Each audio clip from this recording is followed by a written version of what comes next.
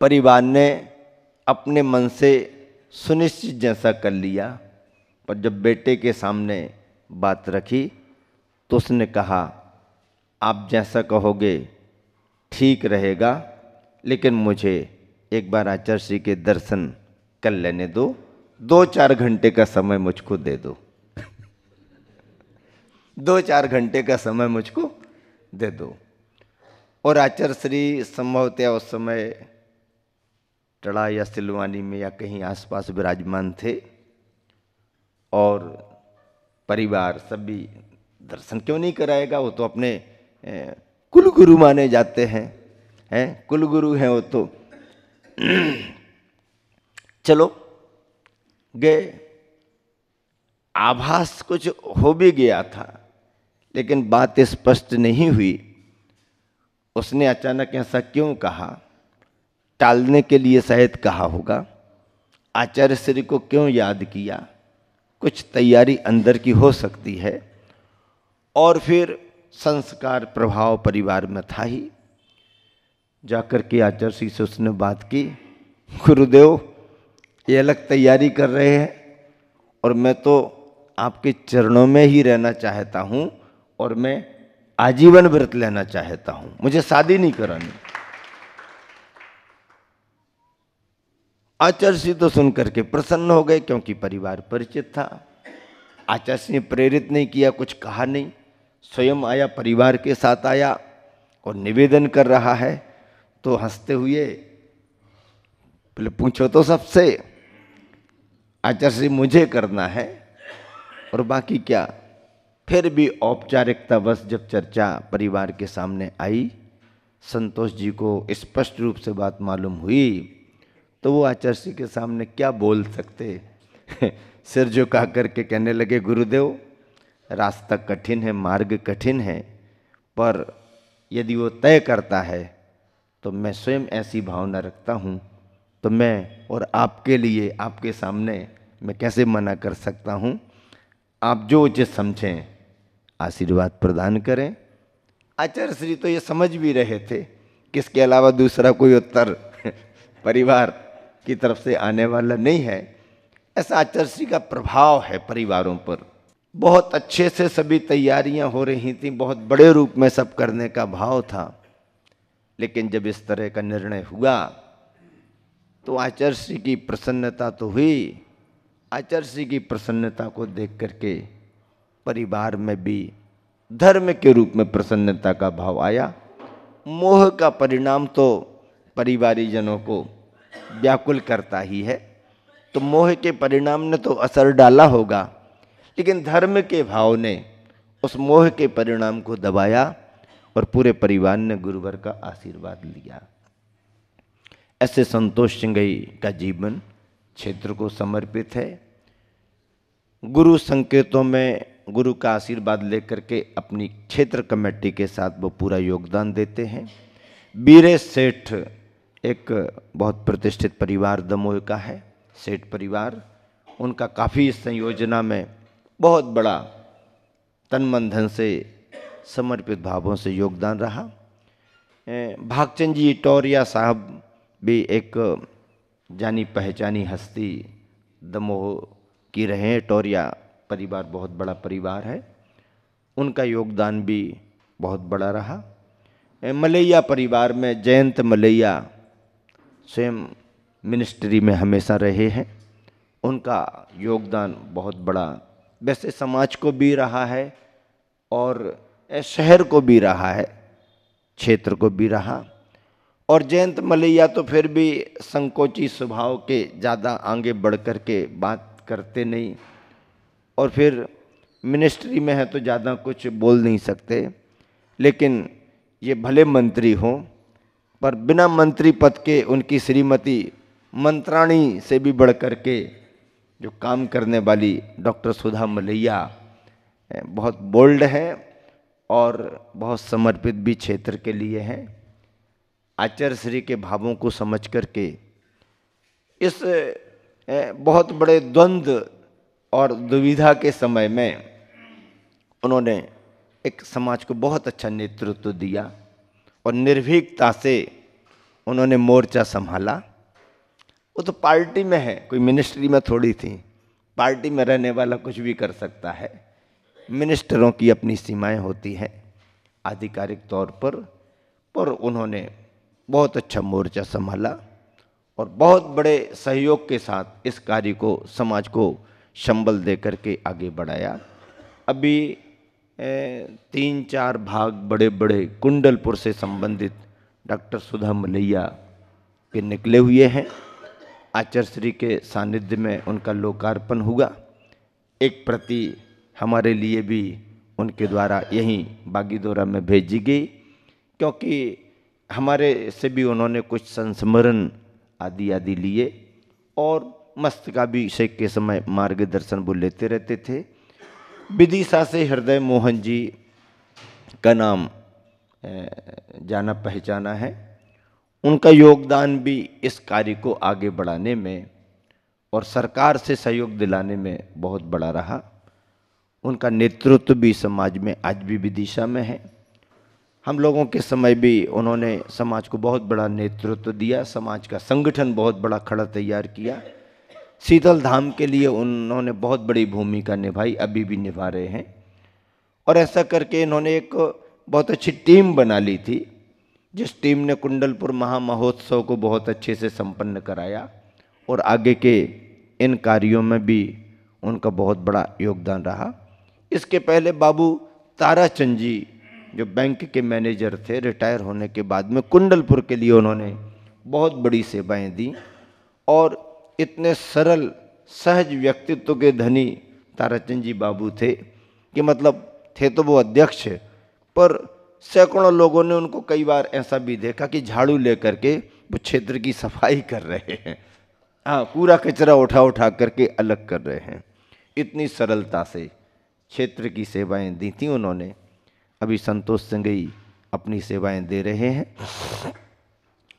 इस तरह से उस बहुत बड़े वातावरण में गुरुवर आचार्य श्री की साधना साकार होते सभी को दिखी और एक चुनौती भरे वातावरण में, चुनौती भरे माहौल में सहज साधना और भावना को आगे बढ़ाते हुए गुरुवर केवल यही विचार कर रहे थे उस समय खड़े होकर के कि दुनिया तो मेरे साथ दिखाई दे रही है, पर देखना तो ये है कि बड़े बाबा मेरे साथ हैं कि नहीं। और फिर जब बड़े बाबा आगे बढ़ने लगे, जो क्रेन आई थी उस क्रेन को पुष्पक विमान की तरह तैयार कर दिया गया। उस क्रेन को हैंडल करने वाला सरदार लड़का था, कल हमने सुनाया था। उस सरदार बालक गुजरात मेहसाना से आया हुआ था, उम्र बहुत ज्यादा नहीं थी, अभी अभी पढ़ाई लिखाई करके आया था, 20-21 के अंदर का ही होगा। ऐसा युवा सरदार बालक जब क्रेन को हैंडल कर रहा, क्रेन की पकड़ ही नहीं बन पा रही और मूर्ति में जब पकड़ ना लगे तो मूर्ति को फिर क्रेन के सहारे कैसे उठाएं। पट्टा जो आया था प्लास्टिक का पट्टा, वजन में बिल्कुल हल्का, पर उसके अंदर इतना पावर कि बहुत बड़ा वजन भी वो उठा सकता। बहुत तैयारियां, किसी भी तरह से प्रतिमा को जरा सी खरोंच भी नहीं आना चाहिए, स्क्रैच जरा सा भी नहीं आना चाहिए, ऐसी सावधानी सतर्कता से कार्य हो रहा था। और सरदार बालक जब अपने कार्य में सफल नहीं हो रहा था तो पसीना पसीना हो रहा था। उसके माथे पर चिंता की रेखाएं अपने आप समझ में आने लगी। उसे चिंतित देख करके आचार्य श्री को और ज्यादा चिंता होने लगी। समय निकल रहा है, विलंब हो रहा है। समय वैसे भी इस काम को करने के लिए बहुत कम है। क्या किया जाए? कुछ नहीं। संकेत देकर के उस सरदार बालक को बुला लिया गया।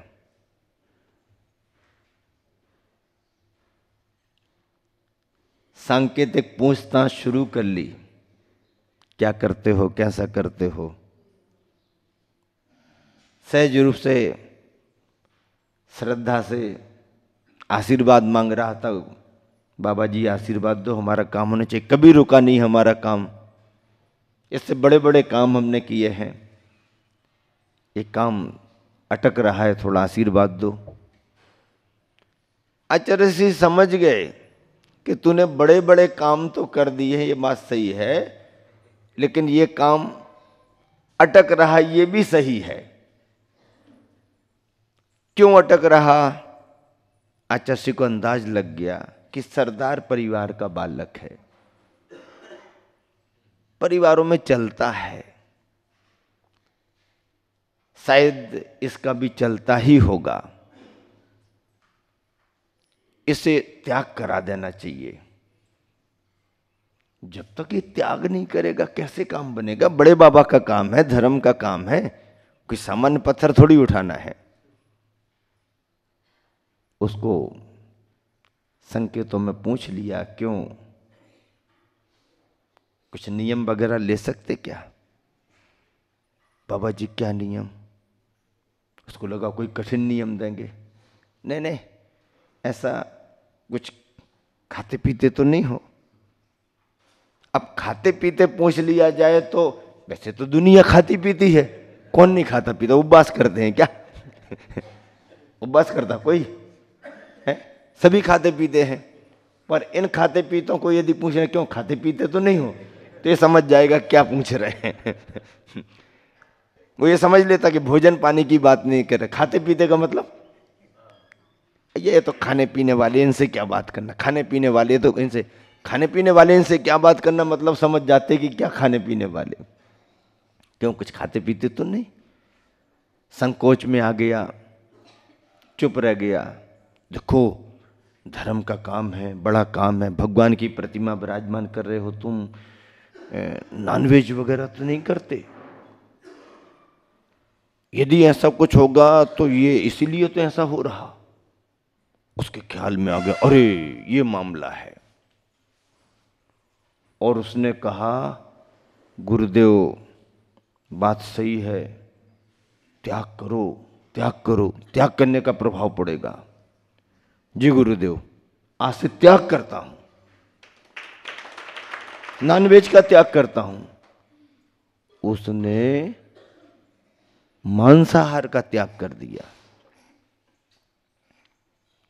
परिणाम क्या निकला कि जब पुनः वह मशीन पर बैठा, उसका दिमाग कुछ ऐसा दौड़ा चला कि उसकी क्रेन की पकड़ बन गई। और जब उसे लगा कि पकड़ बराबर बन गई, उसने प्रतिमा को उठाया। प्रतिमा बहुत आसानी से उठ गई। ऐसे संदर्भ घटते हैं। सिद्ध क्षेत्र है, हजारों वर्षों से पूजा आराधना होती रही, ऐसी प्रतिमा है। लाखों करोड़ों मंत्रों का जाप श्रद्धालुओं के द्वारा हुआ। महा अभिषेक समय समय पर होते रहे। मुनि जन आचार्य जन भी स्वाध्याय साधना करते रहे होंगे। ऐसा सिद्ध स्थान, प्रतिमा का अतिशय, ये सब होता ही है। शुद्धता से काम करने में ही सफलता मिलती है। अपन सुनते हैं मंदिर बनाते दीवार गिर जाती, शिखर बनाते शिखर गिर जाता, समझ में नहीं आता, परेशान होकर के पूछताछ करते, कारीगरों में कोई कमी पाई जाती, दूर करते हैं, काम आगे बढ़ जाता है। सैकड़ों जगह के ऐसे रिकॉर्ड हैं सुनते हैं, ऐसा होता ही है। और वही वहां पर हुआ। आचार्य श्री की साधना तो थी ही, लेकिन प्रतिमा उठाने में जो डायरेक्ट निमित्त बन रहा है वह भी तो शाकाहारी होना चाहिए।